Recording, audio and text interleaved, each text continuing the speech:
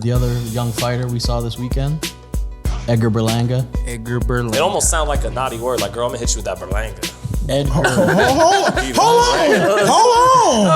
on. And let's Everybody on one today. What's going on? Let's start out here. I'm just gonna say this a couple times. Hey, is it just me and Carson over here like I'm the quarterback? Well, no. That's that. I am trying. That's why I'm here writing this in. But I'm gonna tell you. I'm gonna say it to you. Edgar Berlanga. Yeah, no. I got it. Okay. I got it. No more Edward. Because honestly, I'm sitting there watching the fight Saturday, and I'm like, damn, I don't want to talk about this fight because Sean's gonna call Edward. Yeah, no. Edgar, I got it. I felt so just embarrassed. go Berlanga. About that. Yeah, I felt so embarrassed about that. And then on undercard, Josue Vargas got stopped. We had LeBron versus LeBron. It was like spy versus spy. I was in the co-main. confused. That was pretty I was cool. confused. I turned it. Yeah, I was pretty happy. So the two Henry LeBron? Yeah, the co-main. Oh yeah. He's a good fighter. Just Luis walked in the LeBron room and to Henry LeBron versus LeBron, but I've seen one of them fight Yeah, it before. was spy versus Henry. spy. Yeah. But and so the main event, I didn't think going into the fight, I didn't think Angulo was somebody that would give Berlanga a lot of trouble. Just because I think who would give Berlanga a lot of trouble is somebody who has good footwork, good movement, and Angulo not really that. 0 for 0 on all that. Yeah. What But did I tell you? you thought it was going to be a 50-50 fight or closer to 50-50. I'm like kind of like Carson. I figured his matchmakers picked a perfect opponent That's for what I him to thought. look good Get and back get a on- knockout. yeah. That guy didn't move. That guy was there to get hit. But my man was timid. What is it? Go Mr. ahead. Porter. Go Mr. ahead. Porter. What I analyzed about that is exactly what I said the last time we spoke about Edgar Berlanga. He's got to stay off social media. There's just so much coming at him, and I knew that he's not gonna be what we need him to be in this fight because I knew he's been hearing and listening. How do I know? Because you change trainers. Yeah. You don't have issue after issue, things you're not putting together in the ring, and mysteriously changing the trainer is going to be the answer to the problem. Especially a very experienced and Very talented, experienced. highly regarded trainer in Yeah, Andre Rozier. and maybe a little of my like personal And friendship I'm not- and relationship and with Andre. I'm not knocking his current trainer. Yeah. I'm not. Oh, as not at familiar all. with him, but Not at all. it's the change that's concerning. But when somebody that doesn't really know boxing looks at me and says, "Why did he change trainers?" The only answer I can give you, sir, because I know the trainer that he has, and his trainer's pretty good. I don't know why his trainer hasn't fixed some of the things going on to this point. So Yeah. maybe that is a cause for him to change trainers. Yeah. But when he's got so many people look at him, telling him that he needs this, he needs that, he ain't doing this, he ain't doing that, so on and so forth. Now what are they doing? They're gonna in order to take the pressure off of the fighter, you find other things to point it at. And they chose to point it at the training, and maybe we should change the training, and that'll get you right. No disrespect to his trainer, because I liked what I heard coming from him in the corner, and I liked the game plan. I thought the game plan was solid, but you don't have a fighter mentally or emotionally attached in the way that he can put down and put it together the way that it needs to be put together. I personally knew that it was going to be a tough fight for him because of the things that have gone on for him outside of the boxing ring. It matters, and it holds a lot of fighters back. Personal experiences, this or that person saying this or that about you, changing trainers because we're trying to figure this out, and we need to figure this out fast because you're on a fast. All of these, even the way that I'm talking, like it's hard to keep up with it. Yeah. And this is where he's at. You're talking like Berlanga's. Yeah, trainer. this is where he's at. I watched the Black Knight on the Great, plane. highly underrated. I know. I was like, don't talk about the movie. It's a great movie. Because I wanted, like, how do you talk about the movie? But do you remember when, of course you do, when the Joker's talking to, when he's talking to Two-Face, and he says, do I look like a guy with a plan? I just do things, and I just, he like says, a dog chasing. yeah, like I'm like a dog. And by the way, I don't know what to do with it if I caught it. Dark Knight. Black Knight is what I thought. Yeah, because I thought of Martin Lawrence. Damn, my fault. Dark Knight. That's the movie I thought was. I didn't know what y'all was talking about. That's the highly underrated. I got you hyped talking about the Black Knight. Dark Knight is my movie. I know the Dark Knight is your movie, Yeah, but yeah. what I don't even know, like, it just kind of the way he expressed that in that moment about how he would be catching the dog. That's kind of how Berlanga is now. It's so much going on, and it's going to be so hard to get him to the ring calmly, understanding the game plan, making adjustments, and winning fights in the professional manner the way that he should be at this point in his career. I'm not sure what is his calling card now? Because for a while, we again said it was, a little, I guess, gimmicky as far as the first round knockout, whatever. But he was this devastating puncher, knocking everybody out. I'm not sure. Again, I'm not saying doesn't have power, but is that his calling card? Because he hasn't really displayed much of that in these last few fights. Well, is he as confident in committing to those shots? Yeah. Because he fought off the back foot a lot in this fight, as he was just marching forward, committing to everything, putting these guys on the ropes. Yeah. He just looks unsure I was of himself. unsure was exactly the word I was going to say. And he doesn't, it's like you almost got to start from square one. I'm not a huge baseball guy, but sometimes there's these guys, they come up as rookies and they hit 35 homers and then they slump and they hit 220 and they call it, they've lost their mechanics, and all of a sudden they're just the mechanics and hitting everything. They're trying to improve on so much at once that everything gets out of whack. Right. And I see that a little bit with Berlanga, and I don't know if he'll get his confidence back, and he's really a wait and see fighter right now. And I watched it in the lobby where the Hall of Fame was at, in the Turning Stone. Floyd was there, so everyone's huddled in the lobby. What's up? Yeah, Floyd was there watching the fight, so Andre Rozier was watching the fight too. And just to show you, Dre was there? Yeah, I didn't see him. yeah. He was, Anyway. and just to show you, that it's not always sour grapes. Dre wanted him to win the fight. Yeah. He's watching the fight as if he was, still in his corner. And I didn't score the fight. I only got to catch really rounds 4 through 10. And Berlanga was getting hit by the uppercut a lot by Angulo. And everyone in the lobby booed the decision, but I wasn't really scoring the fight. And I could just tell it was very similar to the Rolls fight. He was in hell. It was very tough fight, very competitive fight. And I think this also says something about Benavidez, who blew this guy away. That just shows you what a monster David is. Did Top Rank possibly, and this is just maybe my theory, did they maybe do him a disservice with the first round knockout fighters that he was fighting? I think they were. You got to promote your fighter and make money off of him. So he was knocking people out in the first round. Let's push. But did they not did they do themselves a disservice? Because I think they did well. You got Fat Joe at these fights. Oh, the people they put in there. Did they do Edgar? Did they do Edgar a disservice? Because I don't know if they necessarily picked every fighter like you're gonna get him in the first round and we're gonna keep the streak going. I don't think that was their intent. I think that it was happening, and I don't know like where at what point they tried to stop it and it just continued. But what I can tell you is, there's just some missteps in training. There's some missteps in his foundation.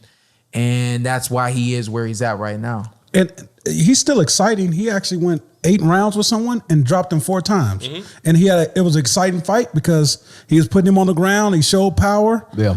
But his fan base, let's be honest, is casuals. So he needs to to be a showstopper like you've been. Yeah. Or people are going to stop showing up. Yeah. We will still watch. Yeah. The casuals, the Fat Joes and all these. Yeah. They're not coming to the fights. We here talking about it right now because we understand it. Yeah. Yeah. Joe is loyal. Yeah. he's been loyal to this kid so far, Shawn, is he not the same fighter since he's been put down in that final round? I don't think that's it. You don't? I honestly think he's got missteps in his foundation as a boxer. I'm not gonna say any names, and I'm just we keeping it real. Kind of is what it is. I know people that fought with him in the amateurs, and some people that went against him in the amateurs. There's multiple people from the amateur system when he was in as an amateur. They said, "Oh yeah, he ain't nothing. These first round knockouts is just happening. It's just that." But he ain't like. We've seen him. We saw him lose as an amateur. He didn't win this. He didn't win that. So on and so forth. And while that's starting to resonate itself, I do think that he's obviously much better now as a young man than he was as a kid or as a young, extremely young adult. But I think that you got to reel him in. You got to keep him in the lab much more. I'm not saying longer, but just much more. Instead of getting him back in the ring in the next 3 to 5 months, take 8. Really get to some work. I think December was what he mentioned, and he wants to fight in Puerto Rico. Yeah, which is where he also moved to his training camp. One name that was floated around that he said if the money was right, that I think is all wrong for him, is Jesse Hart. That's very wrong for him. He doesn't beat Jesse Hart right now, I don't think. Somebody just mentioned in the comments, our guy, Shane Mosley Jr. I don't think he beat Shane Mosley Jr. I honestly don't think he beat Shane. Yeah, I don't know. It's just So and then let me do this because I feel like I'm a great fight. I really feel like I'm like judging this kid, and I just got to be clear. Because we were saying he was it. To be fair, over a year ago, me and you Carson wasn't put me in that box. We thought he was legit. We thought he had something. Well, I'm still not saying he doesn't. Yeah, I was just waiting for the things that I'm not seeing now. I need to see a good jab, a solid jab. I saw a decent jab for the first part of the fight, and double that thing up. What comes after the jab, the double or the 1-2? Yeah. Like he's not thinking, he's not setting things up, and so I just want to make it clear that I'm expecting a level from this young man. I'm not seeing that level, and it's very frustrating for me. How does he get to that level? In my personal experience, and what I think he needs to do fix it in the gym. Don't go back to the public in December. Yeah. Go back to the public April. Yeah. February.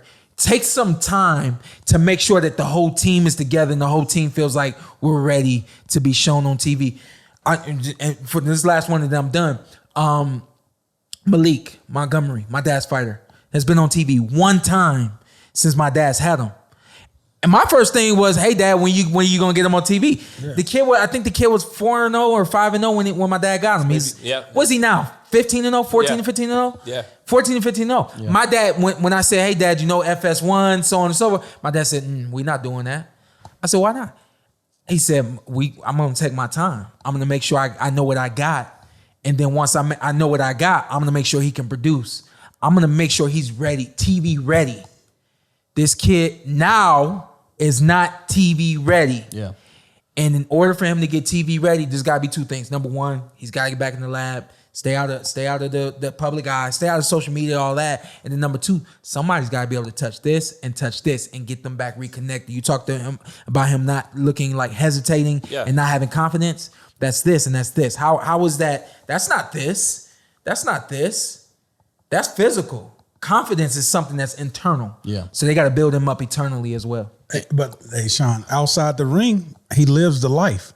He's a swag. He got the lady. He got it all. He got the look. He got the jewelry. Only built for Cuban links. He hanging with the stars. It's great. The swag outside the ring has to match the swag in the ring. Yes, sir. Yes, sir. And if that's what you've created for yourself, now you got to adjust things so that you can produce. Yeah. I've realized this about myself. I told Dre this and I also told Roy this. I said, "Yo, I appreciate you.